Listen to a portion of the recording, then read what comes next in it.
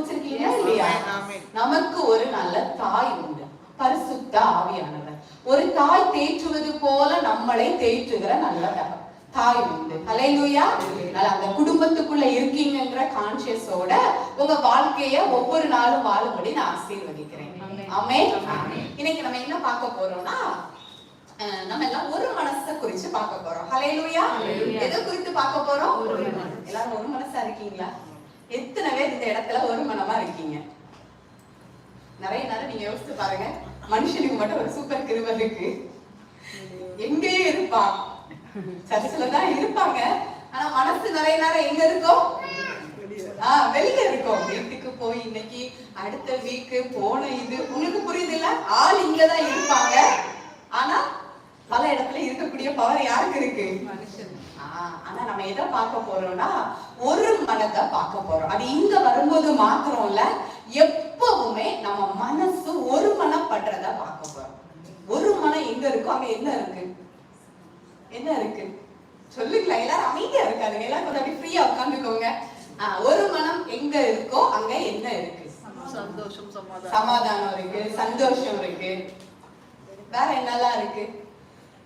ஒரு மனம் இருக்கிற இடத்துல என்னெல்லாம் இருக்க முடியும்? சந்தோஷம், சமாதானம், என்ன ஆளுகை, நித்திய மகிழ்ச்சி, அமைதி,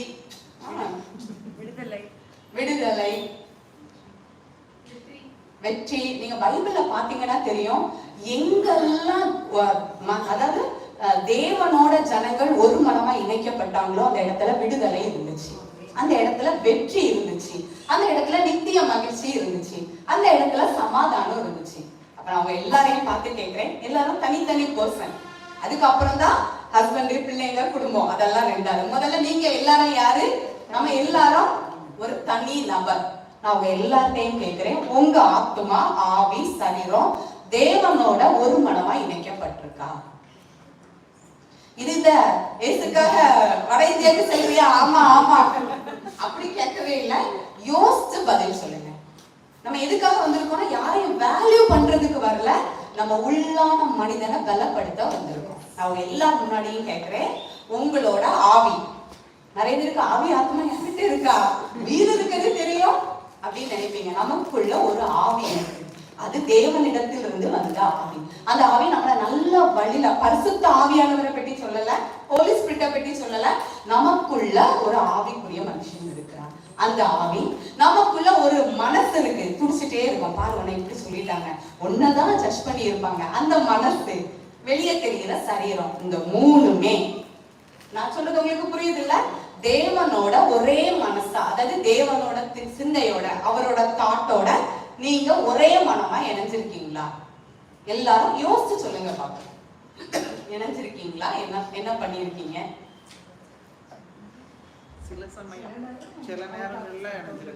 சில நேரம் இணைஞ்சிருக்கீங்க, சில நேரம் அவுட் ஆஃப் கண்ட்ரோலா போயிருது. ரெண்டு பேரும் தான் வேல்யூ பண்றாங்க. கொஞ்சம் உங்க லைஃப், அடுத்தவங்கள பாக்காதுங்க, உலகத்தை பாக்காதுங்க. நம்ம நீங்க ஒரு மனதை பற்றி பார்க்க போறோம். நீங்க தான் சொன்னீங்க, ஒரு மனம் இருக்கிற இடத்துல விடுதலை இருக்கு, வெற்றி இருக்கு, சமாதானம் இருக்கு. அப்போ உங்க லைஃப்ல விடுதலை இருக்கா? முழுமையான விடுதலையை சொல்றேன். சமாதானம் இருக்கா? சந்தோஷம் இருக்கா? அப்படின்னா நீங்க ஒரே மனசாயிட்டீங்க. நல்ல ஒரு பாட்டில் இருக்குன்னு, அதுக்குன்னு ஒரு மூடி இருக்கும்.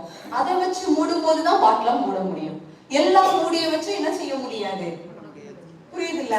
அதே மாதிரி உங்க ஆவி, ஆத்மா, சரீரம் தேவனோட ஒரே மனசா, அவரும் நீங்களும் ஒன்னா இருக்கும் போது இந்த உலகத்துல நீங்க தேவரகமா வெளிப்பட முடியும்.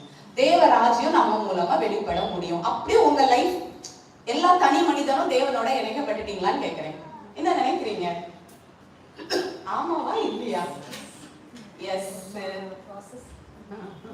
ப்ராசஸ். எஸ் கிடையாது. ஏன்னா நம்ம ஒரே காட் கான்சியஸோட நம்ம இணைச்சிட்டோம்னா குழப்பமே வராது, பயமே இருக்காது, கவலையே இருக்காது, புலம்பவே மாட்டோம், எந்த இடத்துலயும் தனிமையா ஃபீல் பண்ண மாட்டோம், எங்கேயும் ஆர்கியூ பண்ண மாட்டோம், எந்த இடத்துலயும் நம்ம எப்படி இருக்க மாட்டோம்னா, உங்களுக்கு புரியுது இல்ல?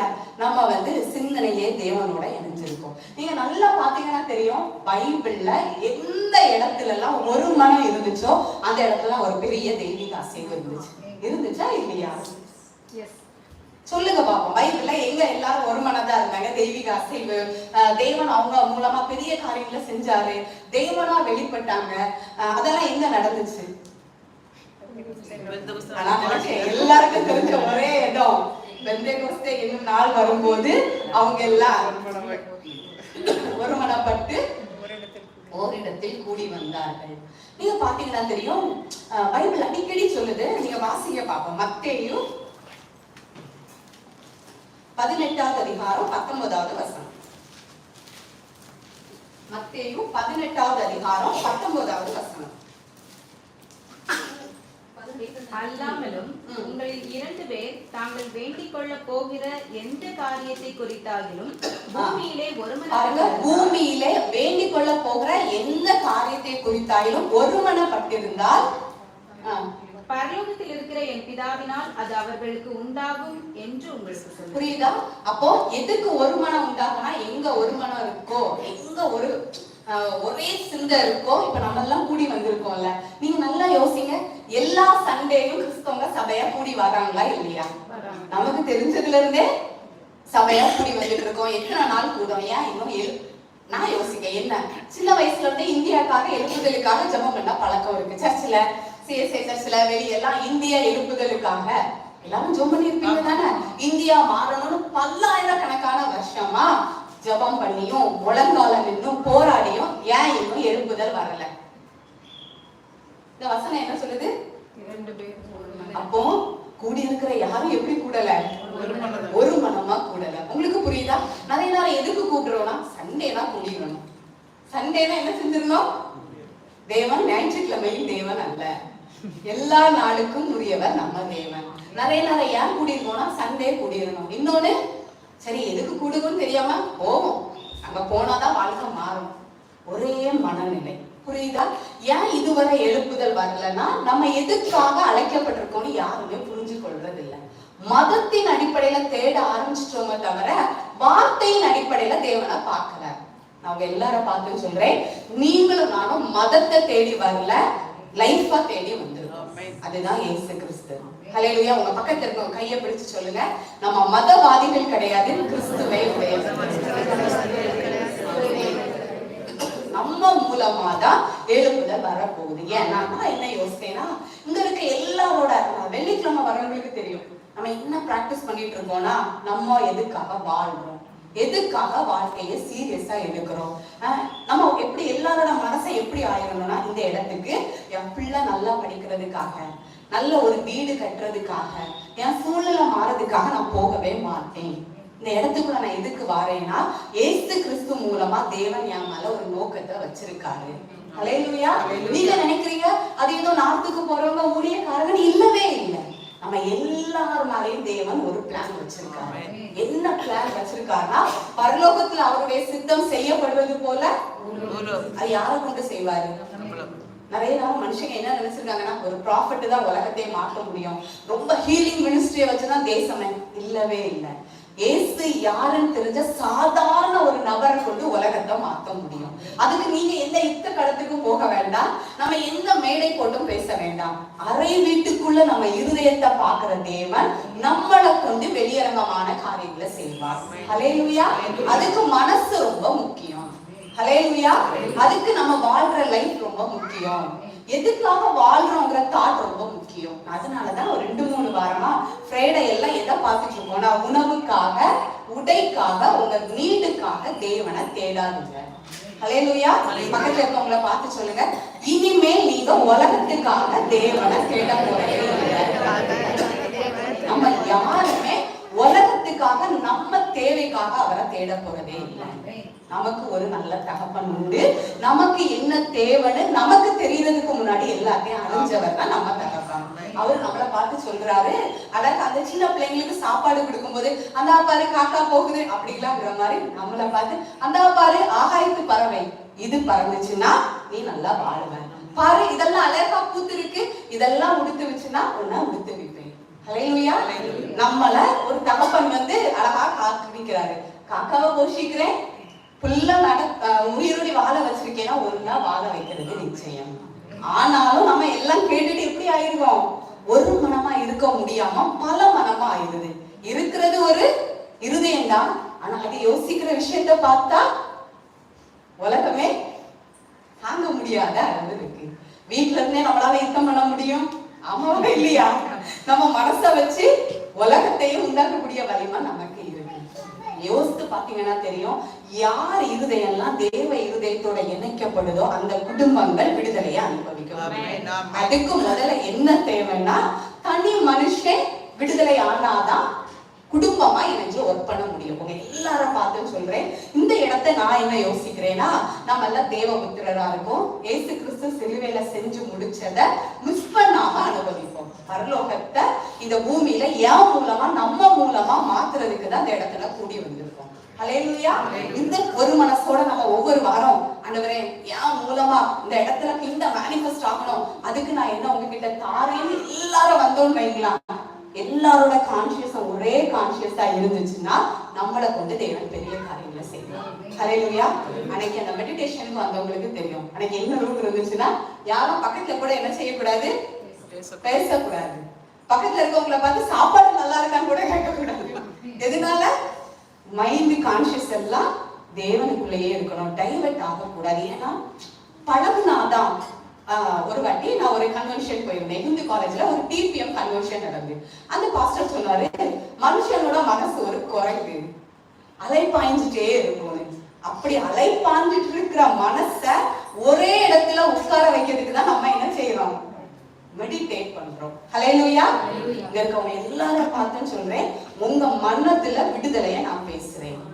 தேவனுடைய சிந்தை உங்க சிந்தையா மாறும்போது முதல்ல உங்களுக்குள்ள ஒரு விடுதலை வருது, நமக்குள்ள ஒரு விடுதலை வருது. நமக்குள்ள வந்த விடுதலைய நம்ம குடும்பத்துல நம்ம ஸ்ப்ரெட் பண்ண போறோம்.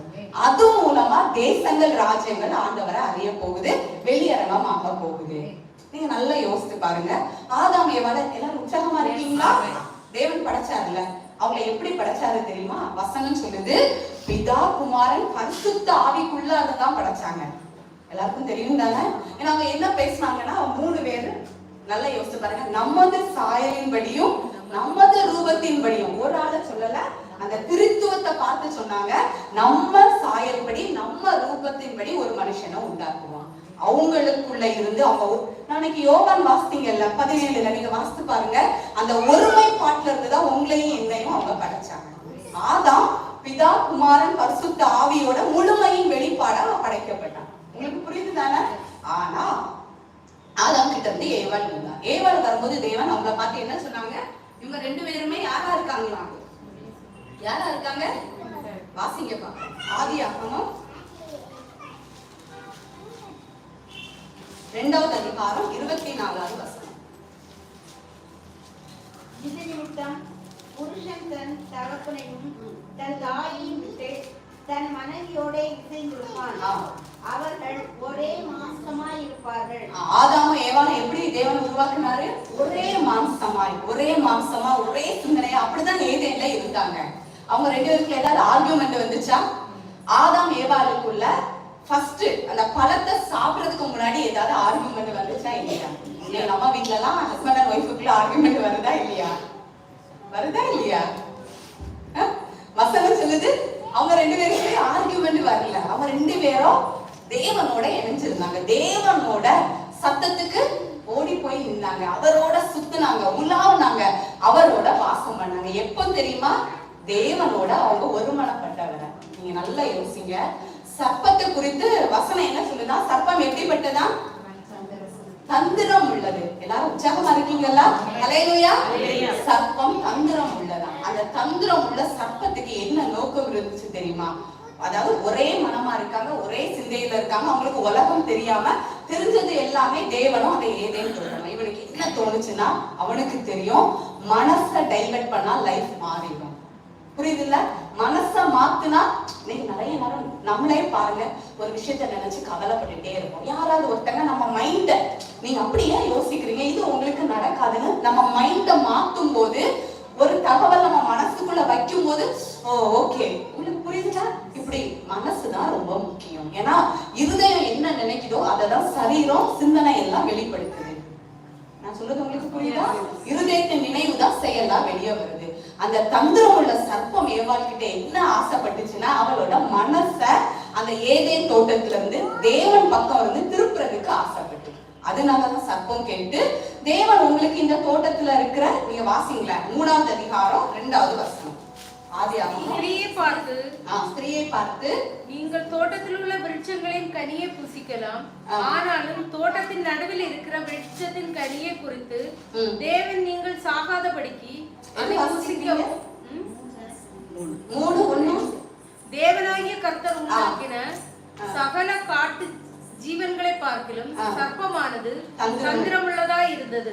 அது ஸ்திரீயை நோக்கி, ஸ்திரீயை பார்த்து என்ன கேக்குது பாருங்க, தோட்டத்தில் உள்ள சகல விருட்சங்களின் கனியையும் புசிக்க வேண்டாம் என்று தேவன் சொன்னது உண்டோ? அதுக்கு நல்லா தெரியும் இந்த ஒரு கனியை தான் தேவன் விலக்கி வச்சிருக்காரு. ஆனா என்ன கேட்டுச்சு, தோட்டத்துல உள்ள எந்த பழத்தையுமே, சகலனா என்ன, எல்லாத்தையும் தேவன் நீங்க சாப்பிட வேண்டாம்னு சொன்னது உண்டா? அப்படிதானே கேட்டிருக்கு. எப்படி கேட்டிருக்கு? உடனே என்ன சொல்லுவோம், அப்படிலாம் ஒண்ணும் சொல்லல. உங்களுக்கு புரியுதா? யாராவது இதெல்லாம் நீ எடுக்க கூடாதுன்னு சொல்றது உண்டானா? ஏவாள் பாவம் என்ன சொல்லிட்டா, அப்படிலாம் இல்ல, நாங்க எல்லாத்தையும் சாப்பிடலாம், ஒண்ணும் மட்டும் தான் சாப்பிடக்கூடாது. எப்படி பாயிண்ட் பாத்தீங்களா? உங்களுக்கு புரியுது இல்ல?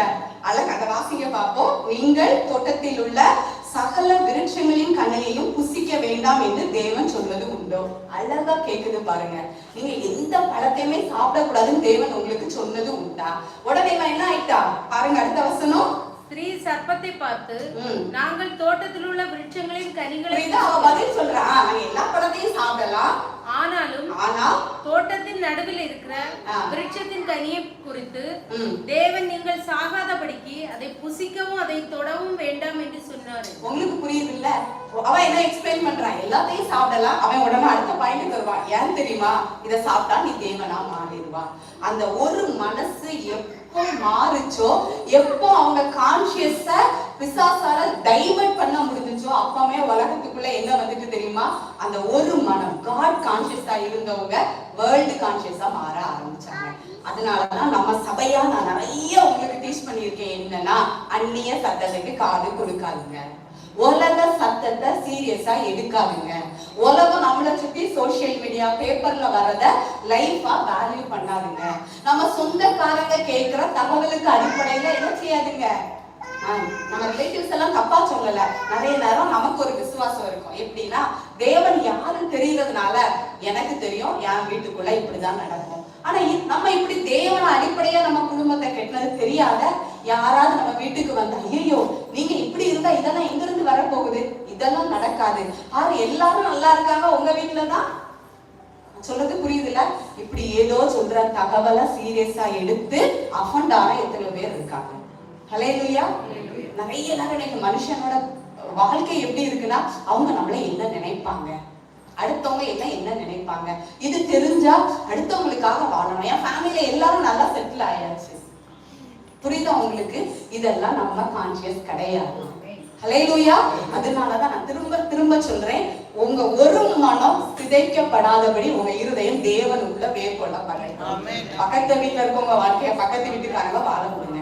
உங்களை சுத்தி இருக்க எல்லாருடைய வாழ்க்கையும் அவங்க வாழட்டும், அடுத்தவங்க வாழ்க்கையை நீங்க வாழாதுங்க. உங்க வாழ்க்கைய அடுத்தவங்க வாழ இடம் கொடுக்காதுங்க. என் வாழ்க்கைய நான் தான் வாழ முடியும். ஹல்லேலூயா. உங்க பக்கத்துல இருக்கவங்களை பார்த்து சொல்லுங்க, உங்க வாழ்க்கையை நீங்க தான் வாழ போறீங்க. நிறைய நேரம் நம்ம நல்லா இருப்போம், இந்த சர்ப்பம் வந்து கேட்டுச்சு இல்ல, எதையாவது சாப்பிடக்கூடாதுன்னு சொன்னது உண்டா மாதிரி, பிள்ளைங்க எல்லாம் எப்படி இருப்போம், பரவாயில்ல நல்லா படிப்பாங்களா, பிள்ளைங்களுக்கு நல்ல சேலரியா, உங்களுக்கு வீடெல்லாம் போட்டாச்சா, சொந்த வீடு எப்போ போட போறீங்க, எப்பமாக்க லைஃப்ல, உடனே என்ன ஆயிரும், அது வர நல்லா இருந்த வாழ்க்கை போயிருவாங்க. ஒரு மனமா இருந்த மனசு இப்போ உட்கார்ந்து பல மனமா சிந்திக்கும். எப்படி சிந்திக்கும், எனக்கு மட்டும்தான் இப்படி நடக்குது, என் பிள்ளைங்க தான் சரியில்லை, எனக்கு தான் ஒண்ணும் நடக்கல, பாவம் இது தெரியாத பிள்ளைங்க வீட்டுக்குள்ள வரும்போது என்ன ஆயிரும். நான் உங்களுக்கு சொல்றது புரியுதுல்ல? இங்க இருக்க எல்லார பார்த்து சொல்றேன், எந்த தகவல் புயலே அடிச்சாலும் உங்க மனசு தேவன் கிட்ட இருந்து அசைக்கப்படாம பிள்ளைங்களை பார்க்காதுங்க. உங்க ஹஸ்பண்ட சூழ்நிலையை வேல்யூ பண்ணாதுங்க. நீங்க என்ன நினைக்கிறேன், எனக்கு ஒரு நல்ல தகவல், அவர் என் அஸ்திபாரமா இருக்காரு, நான் ஆராதிக்கிற தேவன் இன்னார் என்று அறிந்திருக்கிறேன். இதுக்குதான் நமக்கு ஒரு மனம். ஒரு மனம்னா என்னன்னு தெரியுதுல்ல? தேவனோட மனசு நம்ம மனசா இணைஞ்சு செயல்படுறது. நீங்க நல்லா யோசித்து பாருங்க.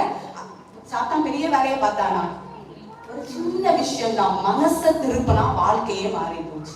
உங்களுக்கு புரியுது இல்ல? இந்த ஒரு விஷயத்தினால அந்த ஸ்திரீ என்ன யோசித்தா? ஓஹோ, இத சாப்பிட்டா, பைபிள் அதெல்லாம் போடல, அப்படித்தானே யோசிச்சிருப்பா. ஆஹா, ஆண்டவரின் காரியக்காரரா தான் இருந்திருக்காரு, எல்லாத்தையும் சாப்பிட சொல்லிட்டு இதை மட்டும் சாப்பிடக்கூடாதுன்னு சொன்னாரு. வசனம் சொல்லுது, அதுவரை அவ கண்ணுக்கு அது எப்படி தெரியல, பார்வைக்கு இன்பமா தெரியல, ரொம்ப டேஸ்டா இருக்கும் தெரியல. எப்போ சாத்தம் புள்ளி வச்சுட்டு போனாலோ வசனம் சொல்லுது, இது பாக்குறதுக்கு அழகா இருக்கு, சாப்பிட டேஸ்டா இருக்கும்னு அவ பறிச்சு ஆதாமுக்கு கொடுத்தா. அதுவரை அவங்க 2 பேரும் எப்படி இருந்தாங்க? ஒரே மாம்சமா தேவனோட ஒரே மனமா இருந்தாங்க. நீங்க நல்லா கவனிச்சுக்கோங்க. தேவன் வாராரு, இப்ப என்ன நடக்குது? ஒரு மனசுக்குள்ள என்ன வந்துச்சு? பல மனம் வந்துச்சு. ஆதாமே கேட்கும் போது என்ன ஆயிட்டான்? ஒளிச்சு இருந்தான். மனசு எப்படி? உங்களுக்கு நான் சொல்றது புரியுதா? அந்த ஒரு மனம் போனதுனால குற்ற உணர்வு, பயம் என்ன வந்திருக்கும்? பயம் வந்திருக்கும், அதனால குற்ற உணர்வு, அதனால விலகி போயிட்டான். நான் தான் சொல்றேன், தேவனோட சிந்தையோட நம்ம சிந்தை இணைக்கப்படாத வரைக்கும் நம்மளால பயத்துல இருந்து, கவலையில இருந்து, குற்ற உணர்வுல இருந்து விடுதலை ஆகவே முடியாது. உங்களுக்கு புரியுது இல்ல?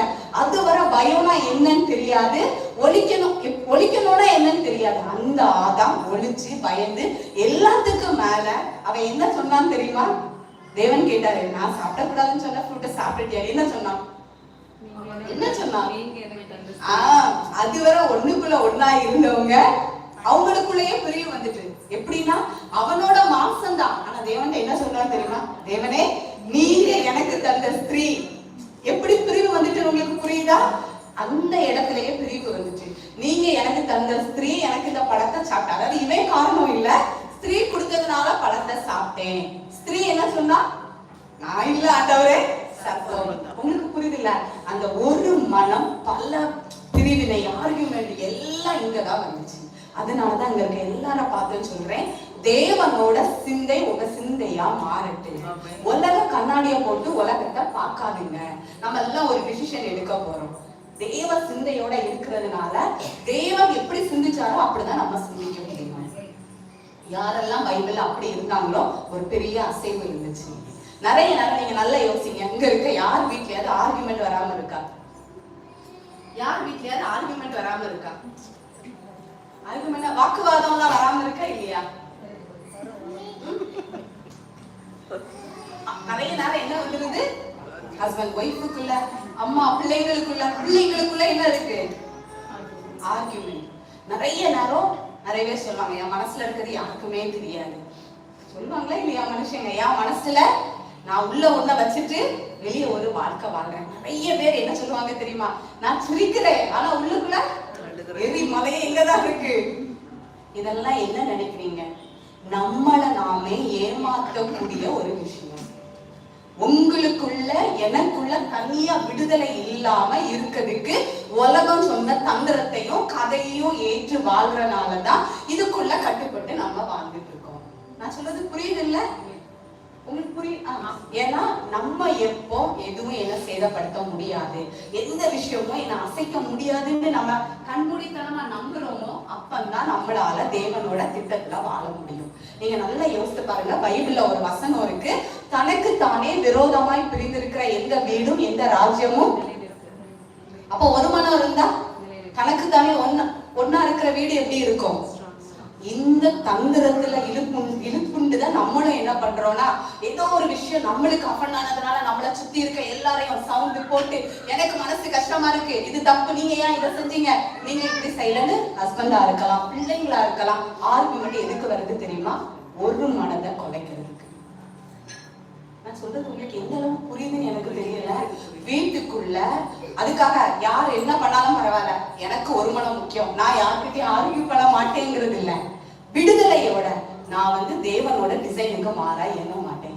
எங்கெல்லாம் ஒரு மனம் இருந்துச்சோ அங்கெல்லாம் எழுப்புதல் இருந்துச்சு, விடுதலை இருந்துச்சு, அங்கெல்லாம் அசைவு இருந்துச்சு. சோ நான் குடும்பமா நாங்க 4 பேர் இருக்கோம்னா நாங்க 4 பேரும் ஒரே மைண்டா ஒரு விஷயத்தை யோசிக்க போறோம். ஒருத்தங்க ஆர்கியூ பண்ண மாட்டோம். நாங்க குடும்பமான்னு யோசிக்கும் போது நம்ம குடும்பத்தை கொண்டு பெரிய காரியத்தை செய்வோம். நம்ம குடும்பத்துல நம்ம இதுவரை தேடி கிடைக்காம இருக்குல்ல ஆசீர்வாதம், சமாதானம், செழிப்பு எல்லாம் நம்ம வீட்டுக்குள்ள இருப்பது அதிக நிச்சயம்.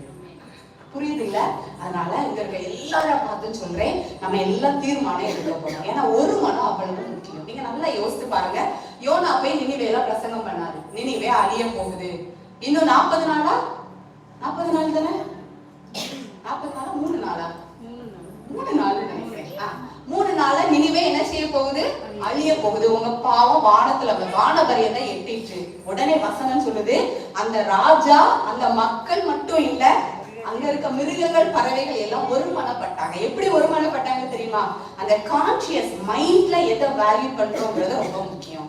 என்ன நினைச்சாங்கன்னா, வழியே இல்ல, நம்ம எல்லாம் சேர்ந்து பொல்லாத வழியை விட்டு திரும்புவோம். உபவாசம் இருந்தது மேட்டர் இல்ல, ஒரு மனமா ஒரு தீர்மானம் எடுத்தாங்க, நம்ம பொல்லாத வழியை விட்டு திரும்புவோம். வசனம் சொல்லுது, தேவன் செய்ய நினைத்த தீங்குக்கு மனஸ்தாபப்பட்டார். ஏன்னா நம்ம மத்தேயுல பார்த்தோம், அவர் நாமத்தினால 2-3 பேர் ஒரே கான்சியஸ்ல ஒருமனப்படும் போது அங்க தேவனோட கை பலத்த காரியத்தை செய்யறத பார்க்க முடியும். ஹல்லேலூயா. நினிவேல என்ன நடந்துச்சு? அவங்க எல்லாம் என்ன செஞ்சாங்க? ஒரு மனமா இருந்தாங்க. அந்த இடத்துல தேவனோட வல்லமை வெளியரங்கம் ஆகிச்சு. இதனாலதான் குடும்பம் நல்ல ரொம்ப பேர் வேண்டாம், 2 பேர் இருக்க இடத்துல 2 ஃப்ரெண்ட்ஸ் ஸ்கூல்ல இருந்தா கூட என்ன இருக்காது? என்ன இருக்காது? எல்லாருமே ஃப்ரெண்ட்ஸ் எல்லாம் வச்சுதானே தாண்டி வந்திருப்போம். 2 பேருக்குள்ள கூட ஒரு மனம் இருக்காது. ஹஸ்பண்ட் அண்ட் ஒய்ஃப் 2 பேர் எடுத்துக்கோங்க, அங்க கூட நிறைய நேரம் என்ன இருக்காது? ஒரு மனசு இருக்காது. பிள்ளைங்க 2 பேர் பெற்றோர். ஏன்னா இந்த ஒரு மனம் பெரிய விஷயமா இருக்குன்னா அந்த கான்சியஸ் ரொம்ப முக்கியம். எங்கெல்லாம் ஒரு மனம் இருக்கோ, எங்க எல்லாம் மனசெல்லாம் ஒன்னா இணைஞ்சிருக்கோ அந்த இடத்துல பெரிய காரியம். நீங்க வாசிங்க பாப்போம். அப்போஸ்தலர் 1வது அதிகாரம் 14வது வசனம்.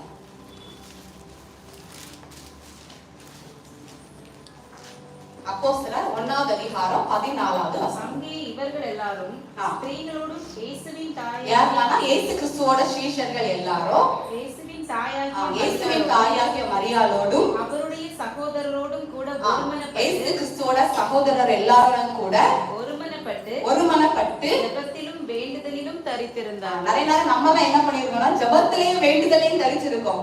ஆனா இங்க இருக்க எல்லாருக்குள்ளேன்னா அதனால நிறைய நேரம் என்ன ஆசைப்படுவேன்னா, ஏதாவது மனத்தங்கல் இருந்தா, ஏதாவது வருத்தம் இருந்தா உள்ளுக்குள்ளே வச்சுட்டு இருக்காம. ஏன் தெரியுமா? நம்ம இங்க ஒரே கான்சியஸோட கூடி வந்தோம்னா நம்ம மூலமா ராஜ்யங்கள்ல பெரிய காரியங்கள் நடைபெறும். இதுதான் உலக தோற்றம் முதல் தடைப்பட்டுட்டே இருக்கு. ஏன் நம்ம குடும்பத்துல எல்லாம் ஒருத்தருக்கு ஒருத்தரா ஒரு மனமா நேசிக்க முடியலன்னு பாருங்க. நிறைய நேரம் எப்படி இருக்கும்னா, நிறைய பேர் ஆர்கியூ பண்ண மாட்டாங்க, ஆனா மைண்ட் எப்படி இருக்காது? ஒரு மனமா இருக்காது. என்கிட்ட அநேகர் சொல்லியிருக்காங்க, ஒரே வீட்டுல இருக்கோம் தான் பேரு, ஆனா என்னை யாருமே புரிஞ்சுக்கிறது. சரி, இனி வேற என்ன வழி? நிறைய பேர் என்ன வாழ்க்கை வாழ்றாங்கன்னா, வாழ்க்கப்பட்டுட்டோம், வாழ்ந்துதான் ஆகணும். இதெல்லாம் தேவன் நம்ம மேல வச்சிருக்கிற நீதி வெளிப்பட தடையா இருக்கக்கூடிய விஷயங்கள்.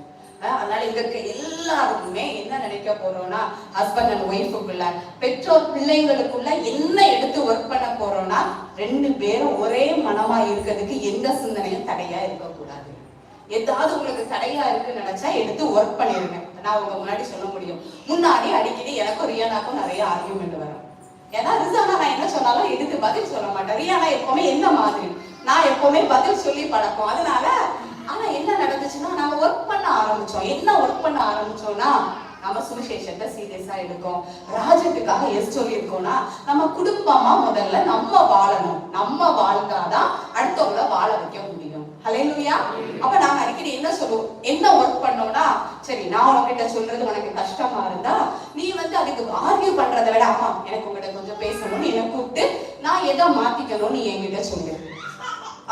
ஒருவேளை எனக்கு தோணுச்சு 2 பேரும் எப்படி பேசணும். நாங்க அப்புறம் என்ன செய்வோம், ஒருவேளை உங்களுக்கு எப்படி தெரியுதோ இல்லையோ, அடிக்கடி எங்க வீட்டுல ஃபேமிலி டைம்னு வச்சோம். வாரத்துக்கு 2 நாள் நாங்க 4 பேரும் டேபிள்ல உட்கார்ந்துருப்போம். யார் யார் எதை மாத்திக்கணும், அப்பா கிட்ட என்ன மாத்தணும், எல்லாரும் உங்க பாயிண்ட என்ன வச்சிருந்தோம்னா, நீங்க அதை பண்ணிட்டீங்க இதை பண்ணிட்டீங்கன்னு கை காணிக்க கூடாது. அது எப்படி முடிஞ்சிடும்?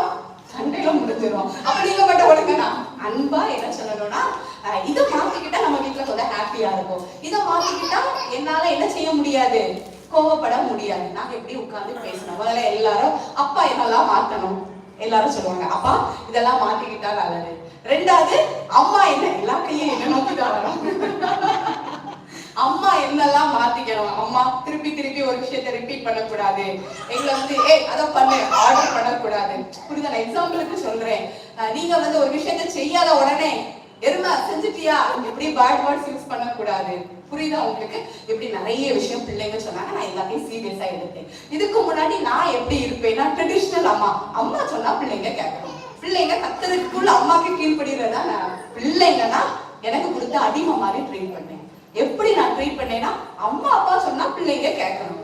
ஆனா வசனம் சொல்லுது, என்ன தேவன் என்ன பர்சனலா இடைப்பட்டாரு. தேவன் சொல்ற எல்லாத்துக்கும் நீ கீழ்படுறியா? உன் அப்பா இருந்தாலும் என்ன வச்சிருக்க, நான் சொல்ற எல்லாத்துக்கும் கீழ்படுறியா? கீழ்படிய ஆசைப்படுறேன். நீ யோசித்து பாரு, நீ நிறைய விஷயத்துக்கு கீழ்படியாத போது கூட உன் மேல வச்ச அன்புனால என்னையே வெறுமையாக்கி, நீ பாவியா இருக்கும் போது, நீ நல்லா இருக்கும் போது ஜீவனை கொடுத்தேன், உன் பாவத்துக்காக ஜீவனை கொடுத்து உன்னை ஏன் நீதி ஆக்கிட்டேன். ஏன் தெரியுமா? எனக்கு நீ தண்டனை வாங்குறத விட நீ ஏன் பொசிஷனுக்கு வர்றது முக்கியம். புரியுதுல்ல உங்களுக்கு? அப்பந்தான் என் மனசு அந்த ட்ரெடிஷனல் மைண்ட், அம்மா அப்பா சொன்னா எல்லாம் மாற ஆரம்பிச்சு. பிள்ளைங்களையும் தேவராஜ்ல ஒரு நபரா ட்ரீட் பண்ணி, ஓகே அம்மா இதெல்லாம் மாத்திக்கிறேன். சரி, நான் சொல்லி சொல்லி நீங்க கேட்கட்டா என்ன பண்ணணும்? எனக்கு இப்படி எல்லாம் மைண்ட் வேலை செய்யும். இல்லம்மா நீங்க 2 டைம் சொல்லுங்க, செஞ்சிருவோம். இப்படி எல்லாம் நாங்க குடும்பமா ஒர்க் பண்ணி, நீங்க என்ன நினைச்சாலும் சரி, நான் எல்லா குறைகளையும் உங்கள்கிட்ட எப்பவுமே ஓப்பனா சொல்லுவேன். இன்னைக்கு இயேசுவின் நாமத்தினால நான் சொல்றேன், எங்க வீட்டுக்குள்ள எனக்கு ரியாலாக்கும் ஆர்கியூமெண்டே வர்றது. புரியுதா உங்களுக்கு? பிள்ளைங்க கிட்ட ஏதாவது 1-2 இடத்துல சொல்லிட்டாலே அம்மா கோவமா சொல்லாதீங்கம்மா. புரியுதா உங்களுக்கு? நம்மளால நம்ம வாழ்க்கையும் மாற்ற முடியும். ஹல்லேலூயா. நம்மளால நம்ம வாழ்க்கைய சூழ்நிலைய மாற்ற முடியும். நிறைய நேரம் நம்ம எந்த ஒர்க்கும் பண்ண ரெடி இல்லாம என்ன சொல்றோம் தெரியுமா? ஆண்டவரே என் பிள்ளைங்க கீழ்படியாம இருக்காங்க, என்ன செய்யன்னு தெரியல. தேவன் என்ன சொல்லுவாரு? கையில இருக்க 2 பிள்ளைய கூட கீழ்பட தெரியலன்னா நீ எப்படிமா தேசங்களை கீழ்படுத்த போற? நான் சொல்றது உங்களுக்கு புரியுதுல்ல? நான் உங்க எல்லாரையும் சொல்றேன், பிள்ளைங்களை அடிமையா பார்க்காதீங்க. நம்ம சொல்றதுக்கு எல்லாம் ரொம்ப மாதிரி அவங்களோட கம்யூனிகேட் பண்ணுங்க. நல்லா நான் எதுக்கு சொல்லிட்டு இருக்கேன்னா, ஒரு மனமா உங்க வீடு அமையறதுக்கு உட்கார்ந்து, சரி ஒரு விஷயத்த உங்க பிள்ளைங்க செய்யவே இல்லைன்னா இதை செய்ய உனக்கு என்ன பிரச்சனை, இது உனக்கு கஷ்டமா இருக்கு சொல்லு, அதெல்லாம் மாத்திக்குவோம். புரியுதா உங்களுக்கு? எதுலெல்லாம் மாறணும், நீங்க நல்லா ஒர்க் பண்ணுங்க. எங்கெல்லாம் அப்பா அம்மா பிள்ளைங்க ஒரு மனமா இருக்காங்களோ உங்க வீட்டுல ராஜ்யம் வெளிப்படுறத பார்க்க முடியும். என்னால சொல்ல முடியும். எப்ப குடும்பமா நாங்க நிறைய விஷயத்துல மாறணுமோ பிள்ளைங்க மூலமா கிங்டம் இன்னும் வெளிப்படுறதை என்னால பார்க்க முடிஞ்சு. அப்ப நான் சொன்னேன், தகப்பனே இந்த மூவுக்கு என் பிள்ளைங்க உங்க முன்னாடி எழுப்புற மூவுக்கு நான் என்னைக்குமே தடையா இருக்க மாட்டேன். உங்களுக்கு புரியுது இல்ல? ஏன்னா நிறைய நம்ம பிடிச்சு வச்சுக்கிறோம் எல்லாத்தையும். எங்க இருக்க உங்களா சொல்றேன், உங்க பக்கத்து வீட்டுக்காரங்க என்ன நினைப்பாங்க, உங்க சொந்தக்காரங்க என்ன நினைப்பாங்கன்னு நினைச்சு உங்க வாழ்க்கையை கெடுத்துக்காதுங்க. உங்க வாழ்க்கைய நீங்க வாழுங்க. இன்னைக்கு உலகமே எப்படி இருக்கு தெரியுமா? 4 பேர் நல்ல ஒரு அண்டர்ஸ்டாண்டிங்ல வாழ்ந்துட்டு இருப்பாங்க. ஆனா யாராவது ஒருத்தங்க வந்தா, ஐயோ இவங்க இப்படி இருந்தா நம்மள என்ன நினைப்பாங்க, அவங்க முன்னாடி ஒரு பெர்ஃபார்ம் போடுறதுக்காக ஒரு மனம் பல மனமா மாறிடுது. நான் சொல்றது புரியுதா? அதனால இருக்கிற ஒர்க் பண்ணுங்க, குடும்பத்துல ஒர்க் பண்ணுங்க. ஹஸ்பண்ட் அண்ட் ஒய்ஃப்னா என்ன நினைச்சாருங்கன்னா, நான் எல்லாமே கரெக்ட் தான், அவங்கதான் சரியில்லை மாறணும்னு நினைக்காதுங்க. புரியுதா? இயேசுவின் நாமத்தினால நீங்க உட்கார்ந்து நீங்க நினைக்கலாம், உட்கார்ந்து ஒர்க் பண்ண செட்டே ஆகாது. ஏன் செட் ஆகல தெரியுமா? செட் ஆகுறது நினைக்கிறதுனால. புரியுது? நான் சொல்றது உங்களுக்கு புரியுது இல்ல? நீங்க உட்கார்ந்து சண்டை போடுறதை விட, ஆர்கியூ பண்றதை விட, ஒரு ஃபேமிலி டைம் வச்சு நம்ம வந்து யாரையும் குறை சொல்லக்கூடாது, கை நீட்டக்கூடாது, அன்பா எதை மாத்திக்கலாம். நீங்க பேசி பாருங்க, உங்க குடும்பத்துக்குள்ள ஒரு மனம் வர்றதை பார்க்க முடியும். ஏன்னா வசனம் சொல்லுது, பெந்தேகோஸ்தே என்னும் நாள் வந்த போது அவர்கள் எல்லாம் ஒருமனப்பட்டு ஓரிடத்தில் கூடி வந்தார்கள். அந்த ஒருமனப்பட்டு வரும்போதுதான் பரிசுத்த ஆவியானவர் அந்த இடத்துல இறங்க முடிஞ்சிச்சு. ஹல்லேலூயா. நான் சொல்றது உங்களுக்கு புரியுதான்னு தெரியல. எந்த அளவு நம்ம சமாதானத்தை, நம்ம கான்சியஸ வெளியே விடாம நமக்குள்ள வச்சிருக்கிறது நல்லது. எங்கெல்லாம் ஒரு மனம் இருந்துச்சோ அங்கெல்லாம் தெய்வீக அசைவு இருந்துச்சு. எஸ்தர் சொன்னாங்க, நினைச்சா எஸ்தர் மட்டும் தனியா ஃபாஸ்டிங் இருந்திருக்கலாம்ல. எல்லாத்தையும் சொல்லுங்க, 3 நாள் நான் ராத்திரி பகலா சாப்பிட மாட்டேன், நீங்கெல்லாம் சேர்ந்து ஒரே மனம். புரியுதுங்களா உங்களுக்கு? அந்த ஒரு மனதுதான் அங்க பெரிய விடுதலையை கொடுத்துச்சு. நீங்க நல்லா யோசித்து பாருங்க. தானியேல் தேவனோட ஒரே மனமா இருந்தான். தேவனுடைய சிந்தை தான் தானியலோட சிந்தையா இருந்துச்சு. ராஜாக்கு பயப்படல. அந்த அவர் சொன்ன எதுக்குமே பயப்படாததுனால சிங்கக்கவிக்குள்ள ஈஸியா போக முடிஞ்சிச்சு. நீங்களும் நானும் ஏன் ஒரு பிரச்சனை வந்தா ஆண்டவரே ஏன் எனக்கு இன்னும் டிலே, தகப்பனே ஏன் இது நடக்கல, எனக்கு வழி வர போகும், ஏன் என்ன கைவிட்டீங்க, ஏன் என்ன சோதிச்சீங்கன்னு ஒருவேளை உங்களுக்குள்ளேயும் எனக்குள்ளேயும் கொஸ்டின் கேள்வி குழப்பம் இருக்கும்னா தேவன் அவரோட கையை திறக்க வேண்டியது இல்லை, நம்ம இருதயத்தை மாத்த வேண்டியது இருக்கு. ஹல்லேலூயா. தேவனை குறை சொல்ற இடத்துல இருந்து சாத்தான் தான் எல்லாத்துக்கும் காரணம் அவன் பக்கம் திரும்புறதுல இருந்து நான் என்ன செய்யணும், இன்னைக்கு ரொம்ப ஈஸியா போயிட்டு 2 பேர் பலிகடா. யாரெல்லாம்? ஆண்டவர் என்ன கைவிட்டாரு.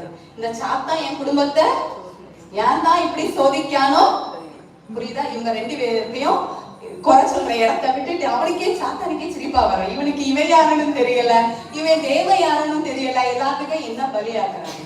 புரியுதா உங்களுக்கு? நீங்களும் நானும் ஆராதிக்கிற தேவன் யாருன்னு தெரிஞ்சா நம்ம இப்படி சும்மா இருக்க மாட்டோம். ஹல்லேலூயா.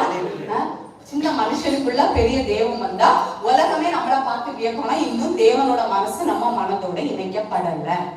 அதுக்குதான் சுவிசேஷத்தை சீரியஸா எடுக்கணும். எது உலகத்தோட தகவல்ல வாழாம அவரோட வார்த்தை என்ன சொல்லுதோ அதை வேல்யூ பண்ணி வாழணும். தனியா நம்ம உட்கார்ந்து தேவனோட கனெக்ட் ஆகணும். அமைதியா உட்கார்ந்து தேவனோட பேசுங்க. அப்பா இதுல எல்லாம் நான் மாறணும், இதெல்லாம் எனக்கு பயமா இருக்கு, இதுல எல்லாம் நான் ஒர்க் பண்ணணும்னு தேவனோட பேசுங்க.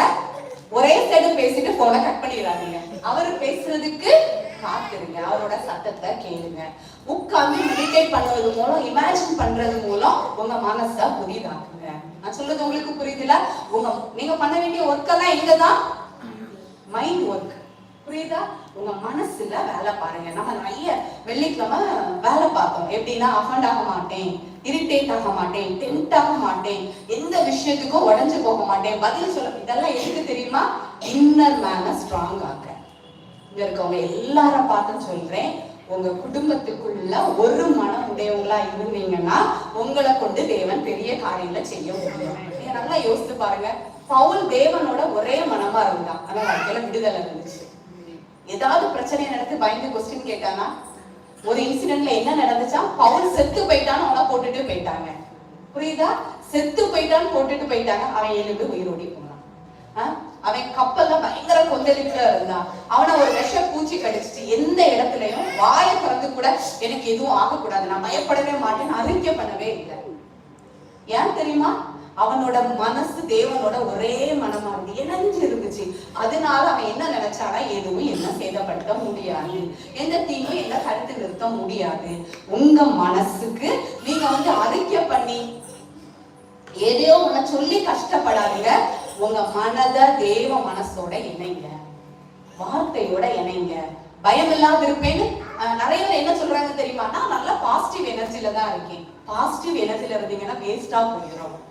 பைபிள் வார்த்தை தேவன் உங்களுக்கு பாசிட்டிவ் எனர்ஜியை கொடுக்கிறவர் இல்ல, உங்களுக்கு லைஃபா இருக்கிறவர். தயவு செய்து சுவிசேஷத்தை ஃபார்மலாவா, எப்படி சுகமாயிட்டேன், ஏன் சுகமாயிட்டீங்க? வசனம் சொல்லுது அவருடைய கண்ணுகளை சுகமாயிட்டேன் அப்படின்னு நீங்க உட்கார்ந்தீங்கன்னா அந்த ஃபார்மலா வேலை செய்யாது. வாழ்க்கையா பாருங்க. நான் ஏன் சுகமாயிட்டேன்னா எனக்காக சிலுவையில அவர் என்ன செஞ்சுட்டாரு? எல்லாத்தையும் சுமந்து தீர்த்துட்டாருன்னா ஏன் உடம்பு இதெல்லாம் சுமக்க முடியாது? எனக்கு ஒரு 10 நாளா ஸ்கின்ல ஒரு நல்ல ஒரு பயங்கரமா ரேஷஸ் மாதிரி பயங்கரமா பிரச்சனை இருந்துட்டே இருந்துள்ள. அப்ப எனக்கு ரொம்ப டிஸ்டர்ப் ஆயிட்டே இருந்துச்சு. நான் சும்மா இந்த வர்ஸ்லின் இருந்துச்சு அதை மட்டும் போட்டுட்டு நேத்து நைட்டு போய் உட்கார்ந்தா பயங்கரமா இரிட்டேட் ஆகிட்டே இருந்துச்சு. அப்ப நான் ஒரு நாள் சொல்லும் போது இவங்க சொன்னாங்க, நீ உனக்குள்ள போய் ஹீல் பண்ணிட்டு வா, வெளியே ஹீலிங்க தேடாத. நான் ஹாஸ்பிட்டல் எதையுமே யோசிக்கல. நேற்று ராத்திரி உட்காந்து என்ன நான் யோசித்தேன்னா, நான் ஏன் ஹாஸ்பிட்டல் போக மாட்டேன், நான் ஏன் இதுக்கு எந்த ட்ரீட்மெண்ட் எடுக்க கூடாதுன்னா நான் என் வாழ்க்கையை உங்களுக்கு தந்துட்டேன், ராஜ்யத்துக்கு எஸ் சொல்லிட்டேன். என் டிஎன்ஏ மாறிட்டுங்கிறத ஃபார்மலாவா எடுக்கல, அததான் என் லைஃபா பாக்குறேன்.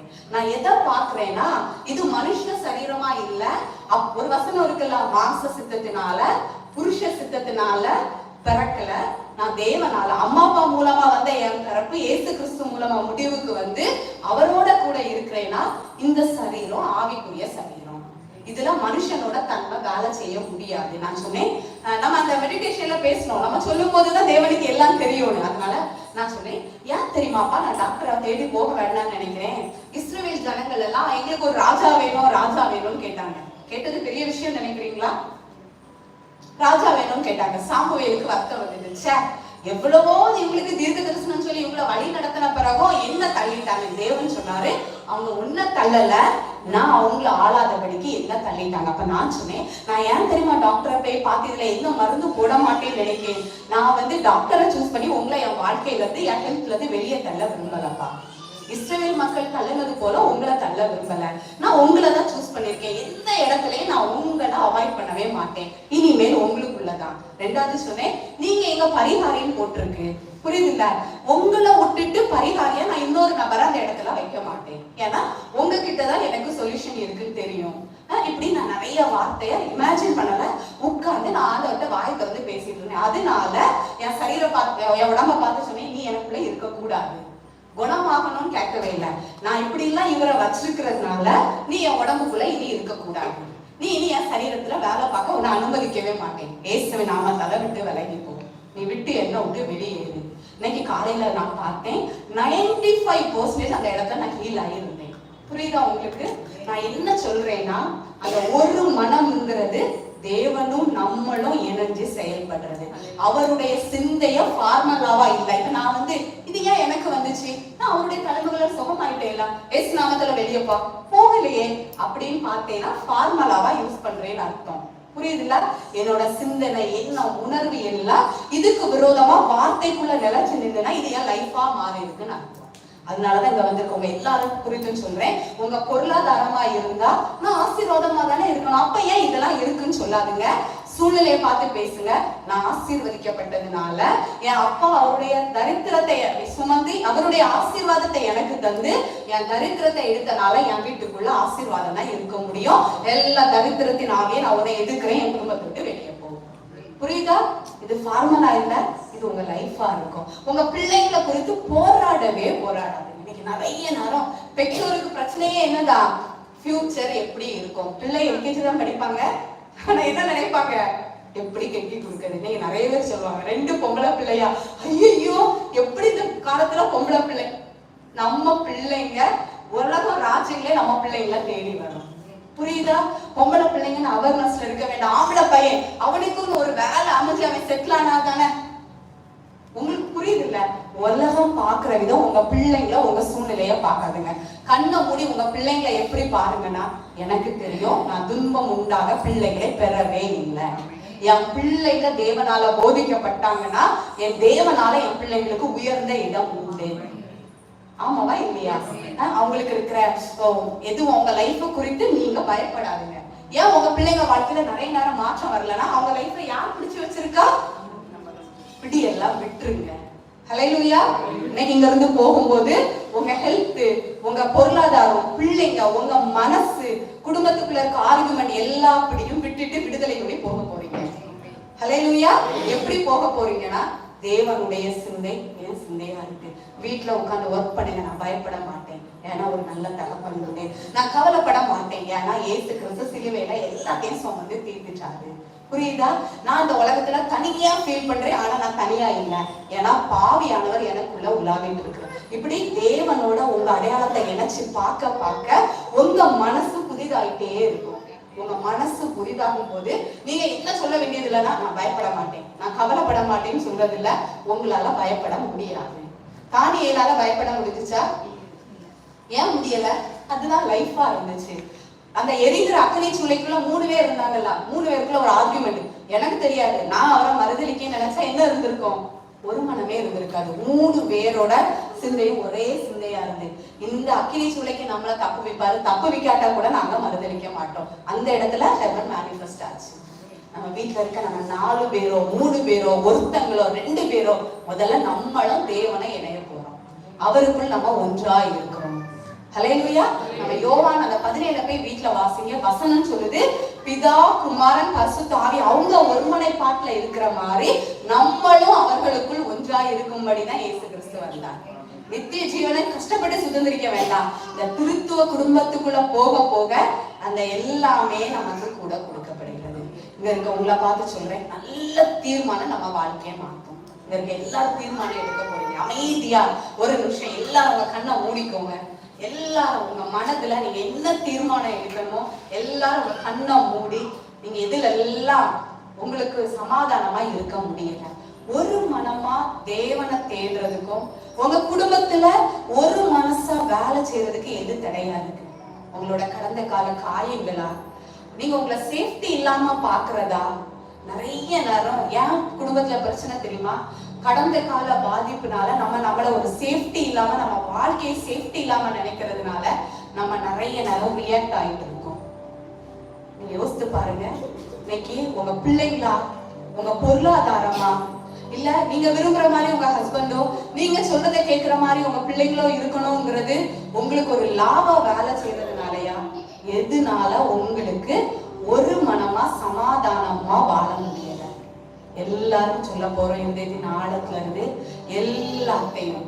நான் ஒரு மனதா தேவன் வச்சிருக்கிற சமாதானத்தை அனுபவிப்பதற்கு தடையாயிருக்கிற எல்லா சூழ்நிலையும் நான் அவர் கையில கொடுக்க போறேன். எல்லாரும் இருதயத்தின் ஆழத்துல சொல்ல போறீங்க. உங்க ஹஸ்பண்டா இருக்கலாம், பிள்ளைங்களா இருக்கலாம், பொருளாதாரமா இருக்கலாம், இல்ல உங்களோட எந்த சூழ்நிலையா இருந்தாலும் நீங்க இதெல்லாம் அவர் கையில கொடுக்க போறீங்க. நம்ம எல்லாம் அவர் கையில கொடுக்க போறோம். நம்ம சுமக்கிறதுனாலதான் நிறைய நேரம் அந்த பாரத்தின் மிகுதினால நம்ம வருத்தப்பட்டு புலம்பிடுவோம். தேவன் சொல்றாரு, வருத்தப்பட்டு பாரம் சுமக்கிறவங்க எல்லா சுமைகளையும் லைஃபையும் என்கிட்ட இறக்கி வச்சீங்கன்னா நான் உங்களுக்கு தரக்கூடிய விடுதலை பெருசா இருக்கும். இயேசுவின் நாமத்தினால நான் உங்க எல்லாரையும் ஆசீர்வதிக்கிறேன். இனிமேல் நீங்க எதையும் சுமக்க தேவையில்லை, எதுக்காகவும் நீங்க போராட தேவையில்லை. உங்களுக்கு ஒரு நல்ல தகப்பன் உண்டு. அவர் உங்களை பார்த்து சொல்றாரு, நீ என் கையில தந்த எல்லாவற்றையும் உன் வாழ்க்கையில செஞ்சு முடிச்ச ஒரு நல்ல தகப்பன், நீ சமாதானமா இரு. ஹல்லேலூயா. இங்க இருக்க பார்த்து எல்லாரும் சொல்றேன், நல்ல ஒரு தீர்மானத்தை எடுங்க. ஒரு மனமா இருக்கிறதுக்கு புரிஞ்சுச்சு இல்ல? தேவனோட இசைந்து இருக்கிறவன் அவரோட ஒரே சிந்தையா இருப்பான். தேவன் கிட்ட கொஸ்டின் கேட்காதுங்க. புரியுதுல்ல? நல்ல டிசிஷன் எடுங்க. தேவன் கிட்ட கொஸ்டின் கேட்காதுங்க. தேவன் கிட்ட போய் சண்டை போடாதுங்க, இது ஏன் எனக்கு நடக்கல அப்படின்னு. இஸ்ரவேல் மக்கள் மட்டும் ஒரு மனமா மோசே சொல்றதை கேட்டு வந்திருந்தாங்கன்னா, காட் கான்சியஸ் மைண்ட்ல வந்திருந்தாங்கன்னா 40 நாளுக்குள்ள கானானுக்குள்ள போயிருப்பாங்க. ஏன் அவங்க 40 வருஷம் சுத்தினாங்க தெரியுமா? பிரிவினை இருந்துச்சு, ஆர்குமெண்ட் இருந்துச்சு, முறையிட்டாங்க, சண்டை போட்டாங்க, அழுதாங்க. நடந்துச்சா இல்லையா? சூழ்நிலைய பார்த்து அழுதாங்க. எங்களுக்கு தண்ணி இல்லைன்னு சண்டை போட்டாங்க, நாங்க எகுத்திலே செத்தா நல்லா இருந்திருக்கோம்னு புலம்புனாங்க. அதனாலதான் 40 வருஷம் அலைஞ்சு திரிஞ்சாங்க. இங்க இருக்கவங்க எல்லார பார்த்து சொல்றேன், அழாதுங்க, புலம்பாதுங்க, சூழ்நிலையை பார்த்து முறையிடாதுங்க, ஆர்குமெண்ட் பண்ணாதுங்க, எதுவுமே செய்யாதுங்க. கை மீறி உங்க சூழ்நிலை போற மாதிரி இருந்தா கூட எனக்கு ஒரு நல்ல தகப்பன் உண்டு. எத உங்க வேல்யூவா நினைங்கன்னா உங்களை யாரும் யூஸ் பண்ண முடியாது இனிமே. ஏன்னா நீங்க தேவனோட கையில இருக்கிறீங்க. புரியுதா? முன்னாடி நம்ம வேலி அடைக்கப்படாத தோட்டம், உங்களை யாரும் யூஸ் பண்ண முடியாது. உங்களுக்கு விரோதமா எந்த தீமை எழும்பினாலும் அது வாய்க்காதே போகும். நம்மள தோற்றவே அவருடைய கண்மணியை தோற்றுறான். நம்ம தேவனுடைய ஜனங்கள் இல்ல, அவருடைய புத்திரன், வாரிசு, சுதந்திரவாளியா இருக்கும். அதனால இதெல்லாம் வேல்யூ பண்ணி ஒரு மனமா சமாதானமா உங்க வாழ்க்கை சூழ்நிலை கொந்தளிச்ச மாதிரி இருந்தா கூட அவரோட சமூகத்துல போய் உட்கார்ந்து அமைதியா இமேஜின் பண்ணுங்க. அதெல்லாம் அவர் அதட்டி உங்களை கரம் பிடிச்சு கொண்டு போற மாதிரி ஒரு மனசா இருந்து பாருங்க. குழம்பாம புலம்பாம ஆர்கியூ பண்ணாம வீட்டுல சண்டை போடாம குடும்பமா ஒர்க் பண்ணி பாருங்க. எப்படி பெந்தேகோஸ்தே நாள்ல அவங்க எல்லாம் கூடி வரும்போது பலத்த காற்றடிக்கிற முழக்கம் போல ஒரு பெரிய அசைவு இருந்துச்சோ, உங்க குடும்பத்துல ஒரு பெரிய அசைவா பாப்பீங்க. எங்க வீட்டுல நாங்க ஒர்க் பண்ணோம், எங்க குடும்பத்துல ஏற்பட்ட அசைவை நாங்க பார்ப்போம். ஹல்லேலூயா. நான் உங்களை பார்த்து சொல்றேன், உங்க குடும்பத்துல ஒரு பெரிய அசைவு, தெய்வீக அசைவுக்கு ரெடி ஆகுங்க. உங்க குடும்பத்துல தேவனோட கரம் பராக்கிரமம் செய்வதற்கு ரெடி ஆகுங்க.